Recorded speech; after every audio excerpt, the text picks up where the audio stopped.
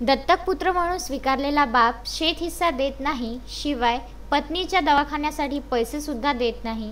हा राग मनात ठेवून मुलाने बापाला शेतात गळफास देऊन ठार मारले आणि वडिलांना शेतात सर्पदंश झाला असून हार्ट अटॅक झाले असे भासवून नातेवाईकांना व गावातील पोलीस पाटील व सरपंच यांना माहिती दिली होती। मात्र या प्रकरणात अकोला वैद्यकीय महाविद्यालयाचा अहवाल नुकताच प्राप्त झाला असून या अहवालात मृतकाच्या दोरीच्या सहाय्याने ठार मारले असल्याचे समोर आल्याने एकच खळबळ उडाली आहे। या प्रकरणी पोलिसांनी दत्तक पुत्राला ताब्यात घेऊन विचारपूस केली असता आपणच बापाचा खून केल्याची कबुली दिली आहे। बुलढाणा जिल्ह्यातील शेगाव तालुक्यात येणाऱ्या सगोडा गावातील शेतकरी निवृत्ती पुंडलिक दळभंजन वय 45 वर्ष यांना 4 सप्टेंबर रोजी शेगाव येथील सईबाई मोठे उपजिल्हा रुग्णालय येथे त्यांचा दत्तक पुत्र सोपान दळभंजन यांनी दाखल केले। डॉक्टरांनी यावेळी तपासणी केली असता निवृत्ती दळभंजन हे आधीच मरण पावल्याचे डॉक्टरांनी सांगितले। यानंतर शवविच्छेदन झाल्यानंतर प्रेत नातेवाईकांच्या ताब्यात देण्यात आले।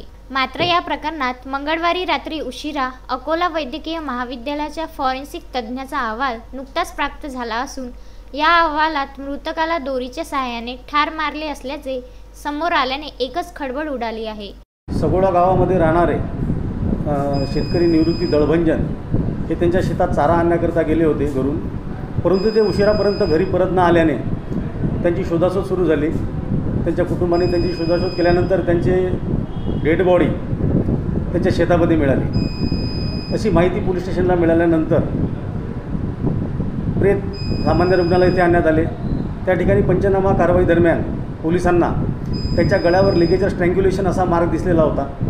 स्ट्रँग्युलेशन मार्क दिसल्यानंतर सदरचे प्रेत अकोला येथे मेडिकल कॉलेजला पाठवण्यात आले व पोस्टमॉर्टम करण्यात आले। डॉक्टरांनी लिगेचर स्ट्रँग्युलेशन असा अहवाल दिल्यानंतर निवृत्ती दळभंजन यांचा कोणीतरी गळा आवळून खून केल्याचे निष्पन्न झाले। त्या आधारे कलम 302 धातूप्रमाणे गुन्हा दाखल नोंद करण्यात आला। तपासादरम्यान त्याचा पुतण्या सोपान दळभंजन याला 1.5 वर्षापूर्वी त्यांनी दत्तक घेतले होते आणि शेतासाठी त्यांच्यामध्ये आपसात मतभेद झाल्याचे निष्पन्न झाले।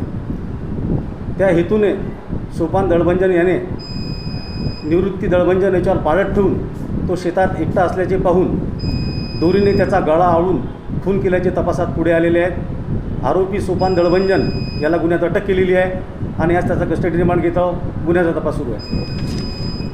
या प्रकरणी पोलिसांनी दत्तक पुत्राला ताब्यात घेऊन कसून विचारपूस केली असता आपणच संपत्तीच्या वादातून बापाचा खून केल्याची कबुली दिली आहे। पुरुषोत्तम भातुरकर, विदर्भ न्यूज, नांदुरा।